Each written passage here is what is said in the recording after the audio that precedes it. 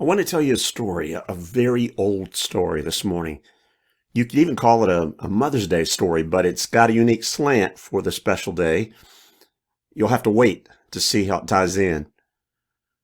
The story's told through the vehicle of both prose and poetry. It's preserved within an ancient book of the Old Testament. The poetic version may even be one of the very oldest pieces of writing in the whole Bible, composed very soon after the original event and preserved with care to tell the tale in an emotional-filled way. It's a victory hymn after a remarkable demonstration of God's power and His greatness. And it's also a song that celebrates the lives of those who willingly served as agents of God's purpose. Now, it's important for you to know a little bit about the historic context of the story, the times. So, to put it bluntly, they were quite literally some of the worst of times in a lot of ways. Some 3 to 4 centuries fell between the time of Joshua's strong leadership over the tribes of Israel up until the rise of the monarchy when King Saul came to the throne. There was a series of ups and downs that the tribes were scattered into all different various geographic areas, and there was little cohesion to their overall relationship, and often it was tension-filled. And the people of the land with whom they had to share things worshipped many false gods. And a lot of them, the children of Israel, had recklessly embraced themselves. And it always led them down this predictable path towards sin. It was a moral roller coaster, in a sense, upon which they lived their spiritual lives. There was rebellion and distancing from God, always followed by God's punishment. God would raise up prophets or spokesmen to point out their sin and invite them to return to faithfulness. And when the pain was deep enough, they would usually repent and turn their hearts back to God, and He would forgive, and things would be well, at least as well as they could be for a while. But then the people would give way to sin again, and it was just this endless cycle, and frankly, one from which there seemed to be little willingness on their part to change. Well, the 4th chapter of the book of Judges, where our story begins, describes the current moment with a refrain that echoes again and again throughout the book. It says, "The Israelites once again did evil in the eyes of the Lord. And so the Lord sold them into the hands of a pagan king."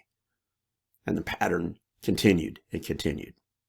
Now, there's one further historic note.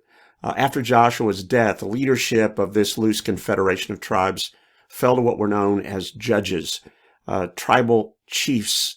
They were chosen by God to be interim type leaders of the people.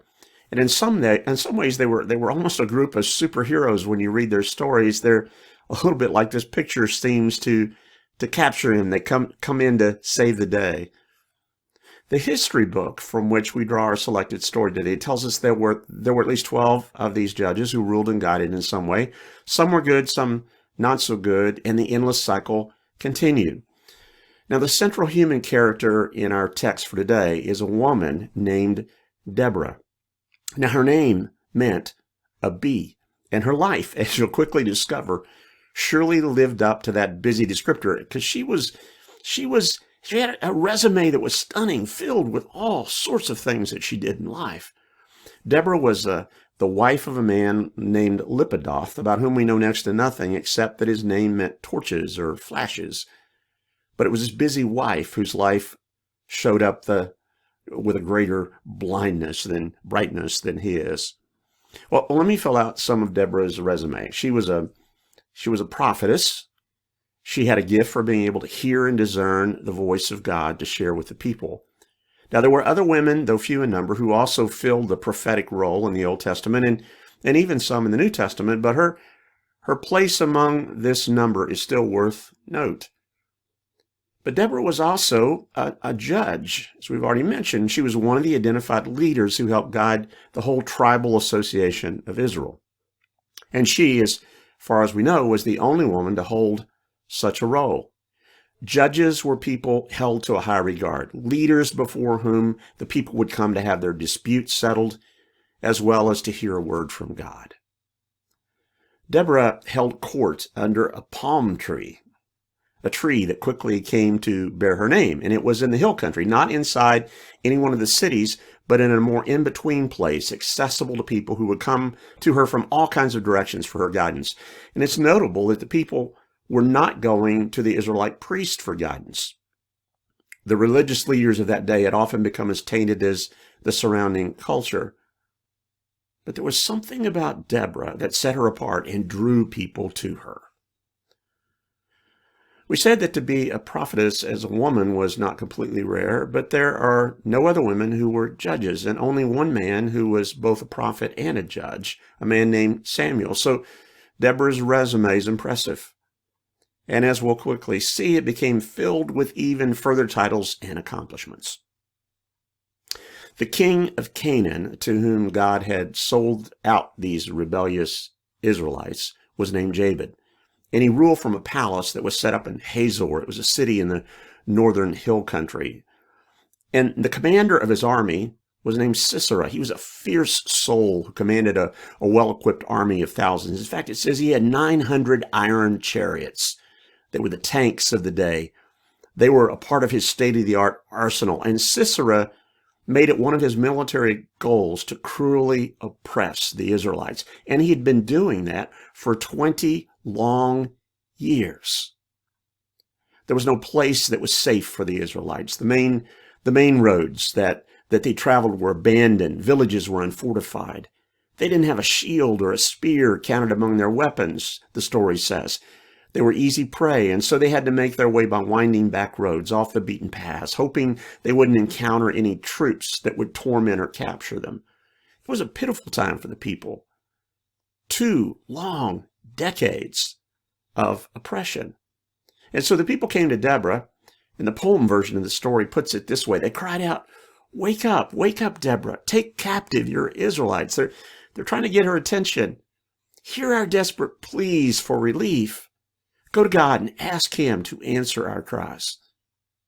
And a word does come from God to Deborah. God gave her a vision of victory along with the people to do it and the plans for how it should be brought about. And she sent for the commander of Israel's armies, a man named Barak. He didn't have much to work with.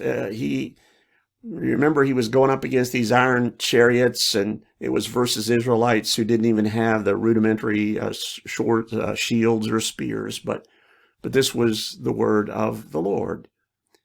And interestingly, Deborah does not go to visit Barak, but sends a messenger to tell him to come see her. And he did. He came to visit her, maybe under her notable palm tree, and she told him what God had revealed. Barak was to lead an attack on Sisera's Canaanite army. In fact, Deborah described it this way: the Lord, the God of Israel, commands you to go.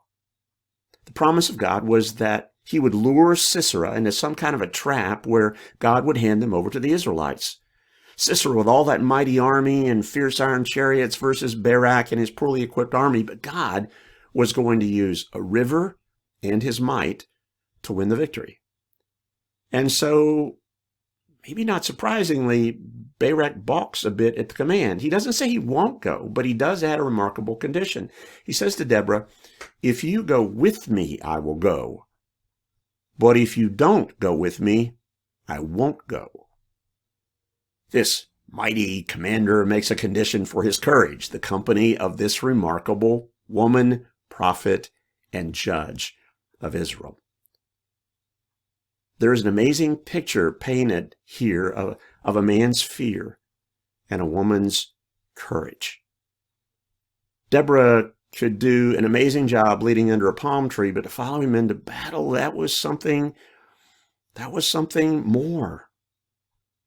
But Deborah quickly responds to Commander Barak, and I'd love to have heard the tone in her voice and seen the expression on her face when she says to him, very well, I'll go with you, but because of the way you're going about this, the honor will not be yours, for the Lord will hand Sisera over to a woman. Together, Deborah and Barak travel to a place where Barak sends out a call for troops, and 10,000 men, especially from the 2 northern tribes of Zebulun and Naphtali, answer the call. But remember, that's 10,000 scarcely equipped troops perhaps armed with handmade spears and pitchforks against an army that would have dramatically dwarfed them in both size and resources, perhaps 4 to 10-fold. So when Sisera, the Canaanite commander, hears that Barak is rallying troops near Mount Tabor, Sisera quickly marshals his own iron chariots and well-armed men to cross over the modest Kishon River and meet them in battle. Against all these odds, Deborah still tells Barak, "Go.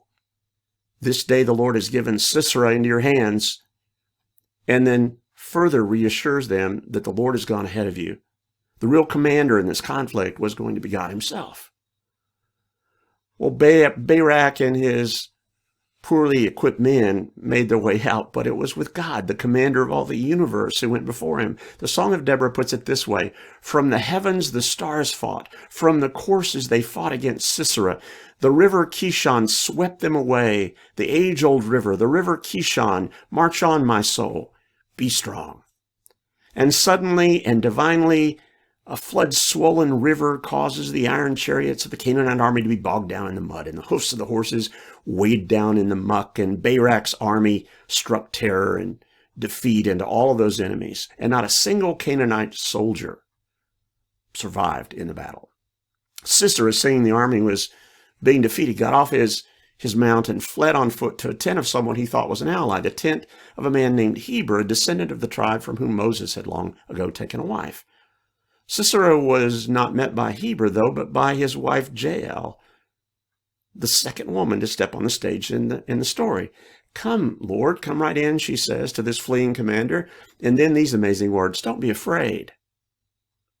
Both Deborah and Jael had become the calming voices of women to settle down the troubled hearts of mighty men. "I'm thirsty," Sisera says to Jael. "Please give me some water." And she opened a skin not full of water but milk, and then she covered him up like a mother might tuck in a troubled child.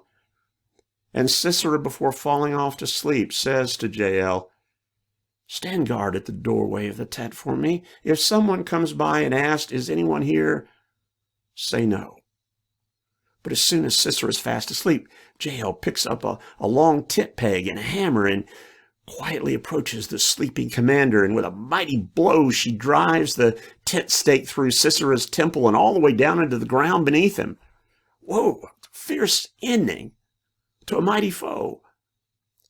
Soon after, Barak, the Israelite commander, arrives at the door of Jael's tent in pursuit of Sisera.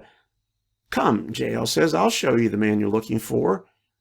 I suspect that Barak thought he'd find Sisera hiding in some shadowy corner of the tent where he could finally confront him and do him in and claim the victory for himself. But to his great surprise, he found the dead commander pinned to the ground with a tent peg through his head by a woman.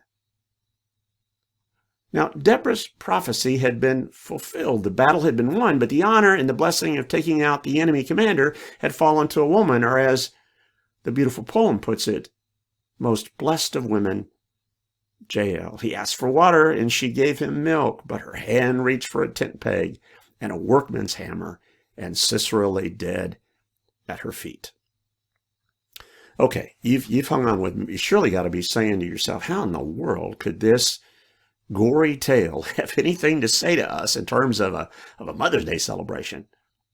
And it's here that I need to take you to a last chosen line from Deborah's song, where it says that Israel's life lay in ruins until I, Deborah, arose a mother in Israel.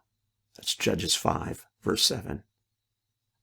So why does this prophet, judge, warrior, poet give herself a description of having risen in Israel as a mother?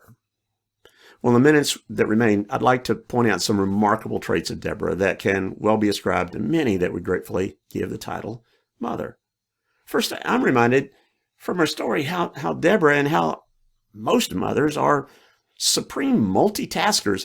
Deborah was a wife, a homemaker, perhaps even an actual mother, a caregiver for children, though we're not told anything about an extended family. Perhaps she was just a mother to Israel, but that in and of itself was enough. Mothers settle all kinds of things. They settle family disputes, perhaps not under palm trees, but in myriads of challenging settings that life provides. usually without the benefit of shade. Mothers are a wonder. A stay-at-home mom once got so fired up with people thinking about her life being so easy in the shade that she wrote a letter to Ann Landers, who was a longtime newspaper advice columnist at the time. And she gave this as her job description, how her role was played out.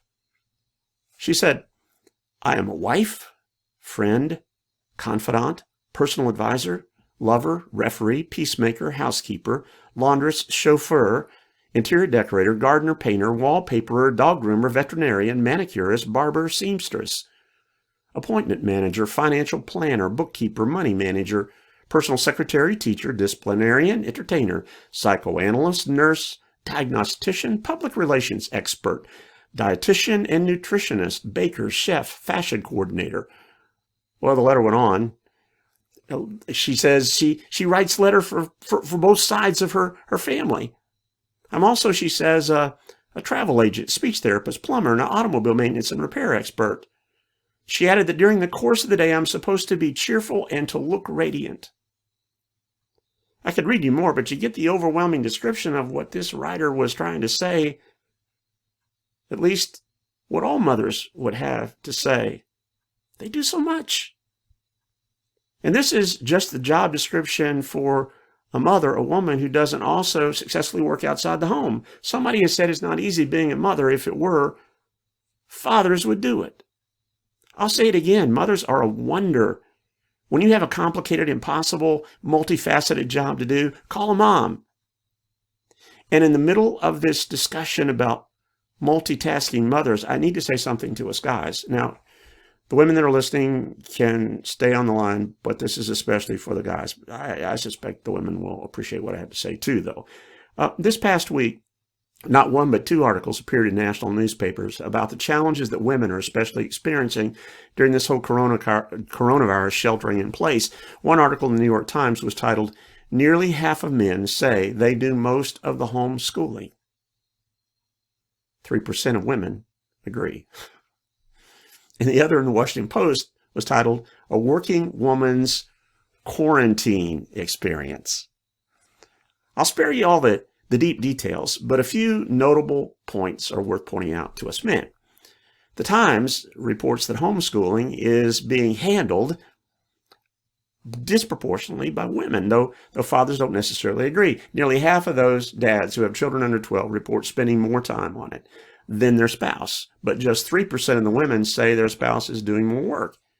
80% of the women say they are spending more of the time. Housework also is considered in the survey they did. Even though men and women are both doing more when it comes to housework, they still aren't equally dividing the work. 70% of women say they're fully or mostly responsible for housework during the lockdown, and 66% say so for childcare. But again, men and women see things differently. Then the article adds that past research using time diaries has consistently shown that men often overestimate the amount they do, and that women do more.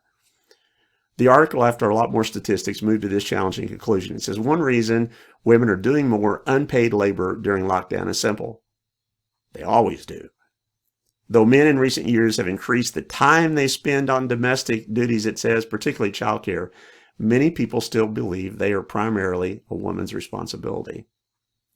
In the Washington Post article, it says that working moms that are juggling outside jobs and childcare are doing it with an intensity that has never existed before. They're homeschooling while working. They're preparing lunches while working. They're policing screen time while working and dealing with waves of guilt, stress, and resignation that come from not doing any of those things particularly well. Tasks that had been outsourced to schools and grandparents and nannies and sitters are now falling squarely on the parents and disproportionately on mothers. And it goes on to say, although men have nearly tripled the amount of time they spend on childcare since 1965, imbalances persist in what's been called the invisible work of parenting. Women shouldering the planning, the organization, and remembering of everything that needs to be remembered. Well, Deborah was a wife, a prophetess, a judge, a warrior, a poet, songwriter. She rose, a mother in Israel. Leader, problem solver, future predictor, encourager, bolsterer, and much more. Now, she did have some help, but as she predicted, it especially was going to come to her from a woman, a hammer-wielding, tent-peg-piercing wonder of another woman, the gentle or not-so-gentle Jael, who dispatched the Canaanite commander who was hiding in her tent. And long before the Israelite commander finally arrived on the scene to say to her, "Oh, I was going to take care of that. You should have waited till I got here." Moms are multitasking wonders. But this mom, Deborah, was also a skillfully wise counselor. I wonder how many conflicts were resolved at the feet of Deborah under that famous palm tree. How many parties came before her to air their grievances against each other, and how Deborah would wisely work through all the issues and help lead them to some kind of wise settlement. My mother was a wise woman. My dad was a good and wise man too, but my mom had a way of weighing challenges and finding solutions that were especially valuable. Sometimes it was by refereeing conflicts that bubbled up between three of us kids in the family. Now, I've already been rebuffed by one of my sisters for an insinuation in an earlier sermon that they were responsible for some of the squabbles. I meant that in jest, but I'll steer away from it right now and just say that we all made our contributions to our sibling rivalry. But when conflict would arise, my mom had a deep way of being able to listen to each of us, often to listen before she would ever speak, to weigh, to reason, to carefully consider even before she would pass any kind of parental judgment. There's something about a mother that most often listens with both the head and the heart. There were times for my dad when solutions were more black and white. We were to do what we were supposed to do just because that's the way it was. But my mom, she listened with her head, but especially with her heart. There were even times when her heart went to bat for me against my dad. She somehow understood what it meant to be a little boy and not yet a man. She understood how my heart could be pulled in different directions and that all of life was not just about work, but also about play. She understood something very important about my soul. When it comes to being a leader in life, there's something to be said for leading in problem solving, but it needs to include all of the heart and all of the soul and all of the mind. And too often I fear that we men make dangerous assumptions about our capacities to know all there needs to be known about life. Sometimes things are very black and white for us. We think with our heads, but not also as fully with our hearts at times. We're great with logic, but we're short on the important value of intuition. We think sometimes more than we feel. I don't think this story of Deborah or many other women that we find in Scripture is to make some strong argument about roles that men and women should fill in the kingdom. But I do think it makes a strong statement that God is always looking for open hearts through which he can make his wise counsel known. If he can't find a willing man, he has often worked mightily through a willing woman. It was Jesus' mother who humbly said to the angel of God, "I'm the Lord's servant. I don't know how this is all going to happen, but if this is God's will, then let it happen through me." While the disciples hid in fear after Jesus' crucifixion and death, the women went to the grave, found it empty, and then joyfully delivered the good news to the skeptical hiding men. God uses amazing means to communicate his word and his wisdom to the world. One time he even gave a donkey a divine voice, his own divine voice, in order to talk to a man named Balaam. Now, I don't know if it was a boy donkey or a girl donkey, but it surely got Balaam's attention. When God needs to solve one of our world's problems, he often uses a man, but he also quite often works through a woman, like Deborah. I suspect that half or more who are listening to my words just now are women. I want you to know how much God and we value you. And a lot of that has to do with the fact that I learned so much about the complexities of life through the influence of my wise mother. Now, there's more about Deborah, and she also was a faith influencer. Deborah was a judge, but she also was a prophetess. She was someone who provided God's human voice through whom he could speak. If there was ever a time that needed to hear a word from God, it was during this desperate time in Israel's history. And Deborah was more than just this multitasking, wise helper there. She was inspired by God to speak for God. The people who came to Deborah weren't just trying to get their problems solved by a judge. There was a sense that there was something about Deborah that seemed tied to something holy, that she and God had some clear sense of connectedness. It's interesting that in Deborah's time, people didn't flock to Shiloh, where the Ark of the Covenant was kept and where priests, professional religious people, could be found. The priest, it seems, could not be trusted when it came to faith. Their lives were as contaminated by sin as most of the people. And so the people came to sit at Deborah's feet under the palm tree that bore her name to ask and hear from her needed words, not just on how to solve their problems, but what God might have to say to them. Can we ever give enough credit to mothers for the godly influence they have on our lives? I heard about a preacher who once got up to deliver a sermon on Mother's Day, and he began it with this perfect tribute. He said, "My mother practices what I preach." To be honest, if it weren't for moms, I'm not sure that faith would ever make it from one generation to the next. Now, that's not to say that I haven't seen wonderfully committed and faithful fathers, but often it's the mom who supplies the anchor for faith in many a home. It's often said that it's the mothers on the mother's knee that the first Bible stories are spoken into a young child's life. From her lips that prayers are first heard and learned. Not a few struggling churches would have to shut down were it not for the vital influence of the faithful company of mothers determined to keep faith alive. Over past years, I enjoyed the remarkable privilege of traveling to Ukraine and encouraging church planting and leadership development and the beginning of a Bible Institute there to train kingdom leaders. And on the first trip to visit what was known as the Mother Church in Kherson, Ukraine, I stood to preach one Sunday, and I looked out over the crowd, and I quickly saw that it was filled with many aging women, babushkas, they call them, grandmothers. Women who had kept the faith alive during some of the most severe times of the communist state's oppression. Sometimes they were the only ones who could safely gather for prayer, and they quite fiercely refused to let go of their faith. And I couldn't help but wonder whether the church would be in Ukraine today if it were not for this grand line of mothers and grandmothers, babushkas. When Paul wrote to his son in the faith, Timothy, he said he was reminded of this young man's faith, but it was a faith that first lived in his grandmother Lois and in his mother Eunice, and that as a wonderful consequence now lived in young Timothy. We're told almost nothing about Timothy's Greek father, but Timothy's mother and grandmother were the fountain of his faith. There's an old Jewish proverb that says, God couldn't be everywhere, so he made mothers. Most of the time in ancient days and still today, prophets were men, but in this case, God spoke through a woman.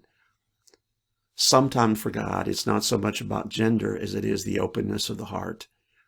And in this dark day for Israel, when many men were silent, God spoke through a mother.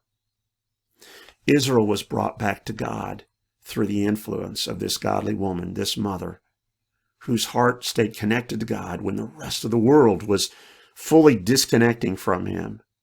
A woman with an open heart and through whose lips God could speak a desperately needed word to the world. Multitasker, problem solver, faith influencing mother, but more courage inspirer. Aren't you glad, guys, that God chose women to be the ones to have babies? He knew that we couldn't have the courage to pull it off. You ever heard about a mom fainting in the delivery room? They're the ones that's doing all the work, but the husbands are the ones that are lying on the floor. At least today, they're wearing scrubs, so when they fall, it's a clean fall. Jimmy Smith began his celebrated pro football career with the Dallas Cowboys, and he ended up with the Jacksonville Jaguars. He tells a story about his mom, Etta.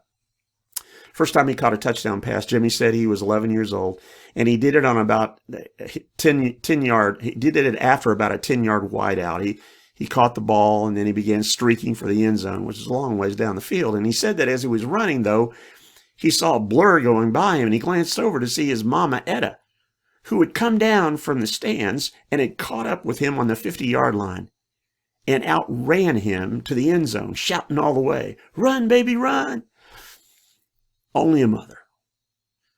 Many a time, it's a mother who comes down from the stands, takes the lead, who cheers the players on, who energizes everyone for the victory. Run, baby, run.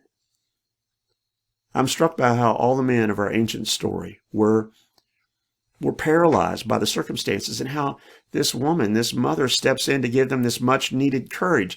Deborah summons the commander Barak to give him his marching orders. That must have been some scene under that palm tree. I can just imagine her saying, "You do see that palm tree has my name on it, don't you?" Or more accurately, "You need to know that God has a word for you, and he's going to say it through me." Barak was a soldier who considered the odds of any military strategy. He knew how well equipped the Canaanite army was and how poorly resourced his was. His soldiers did not have a chance against those Canaanite chariots, so he never would have considered this on his own. And yet, he doesn't argue with Deborah, though he may have doubted her. There was something about her that must have inspired him. She had spunk and courage and faith. She possessed something that he didn't have, and that was confidence. And if he were going to even entertain the thought of taking on Sisera and his army, it would have to be with Deborah by his side. There was something about her confidence. If you go with me, I'll go, but if not, I'm not. It doesn't say much for Barak, but it speaks volumes for Deborah.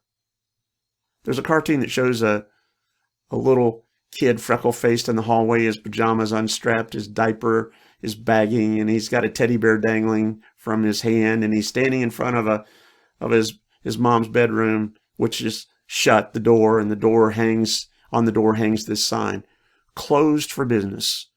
Motherhood out of order." Well, a toddler can't read, but the truth is, when mom's in trouble, we're all in trouble. When she gives out, we can't keep going. When Barak and his men found themselves in the battlefield with all the soldiers and the chariots posed against them, it was Deborah who shouted to the soldiers, "Go, this is the day." She said to Commander Barak, "The day the Lord has given Sisera into your hands, has not the Lord gone on ahead of you?" That mother was on duty. And with that word of passionate confidence, Barak began the charge, followed by his men, and the Canaanite army, with God's great help, was routed and defeated, and every man of them. Barak saw the Canaanites, but Deborah saw God. It was a mother's courage that inspired that battle. Barak's name meant thunderbolt or lightning, but it was Deborah who was the real powerhouse when it came to courage. And the battle was won. The chariots had been mucked down in the muddy floodwaters of the Kishon River. Seasoned soldiers had panicked, and the Israelites, emboldened by the remarkable and divine upsetting the odds, won the victory. Sometimes we think the battle goes to the strong, but more often it is to the courageous. This mother's courage became Israel's hope. What they could not do, what they could not win, God had made possible, even calling in all the stars of heaven to influence the field of conflict. Multitasker, wise counselor, faith influencer, courage inspirer, and one last takeaway: she's a selfless actor. When the celebration song gets written after this victory, where does Deborah start the praise? With the princes of Israel. Her song begins, when the princes of Israel take their lead, praise the Lord. And then later it says, my heart is with Israel's princes, with the willing volunteers among the people. Praise the Lord. Who are these princes, and when did they lead? And if they did so, it was only after Princess Deborah took the first inspirational steps. Or who are these people who willingly offered themselves? Now, I didn't go into detail, but when Barak extended the call to arms for all those tribes in Israel, most of the 12 tribes were not eager volunteers. They didn't show up at all. There were actually 2 tribes that really deserved praise. But there was one tribe that just sat around their campfires thinking about it, and there were others that concluded that they lived too far away to even think about offering themselves to battle, and yet Deborah still sings their praises. She's a selfless mother. I think much of that has to do with the fact also that Deborah understood the true scale of worthiness in life. And so her song quickly went on to say, I will sing to the Lord. I will sing. He's the one who makes the mountain quake with his coming. The clouds pour their rain to flood the rivers that bog down the chariots. Or as the prose part of the story closes, it says, on that day, God subdued Jabin, the Canaanite king, before the Israelites. God subdued them. In the book of Hebrews, in the chapter we often call the roll call of the faithful, Hebrews 11, there's a listing of some of the ancient leaders in Israel, about whom the writer says there's not time to tell, but included were names like Gideon and Samson and Jephthah and even Barak. No mention of Deborah. Now, I don't think it was a gender thing because there are names of women that are on the roll call list too, but it still makes me sad that Deborah didn't make it.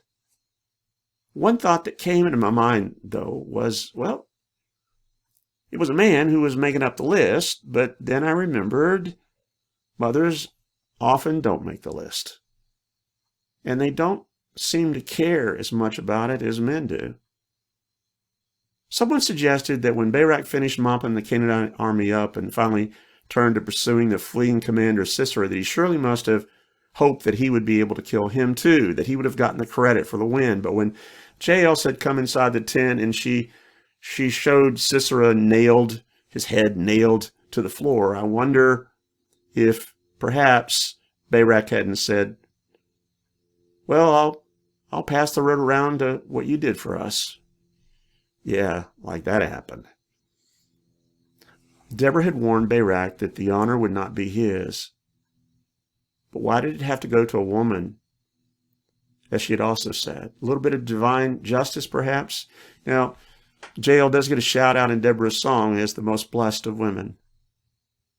But in the end, a mother's greatest joy isn't about her heralded successes.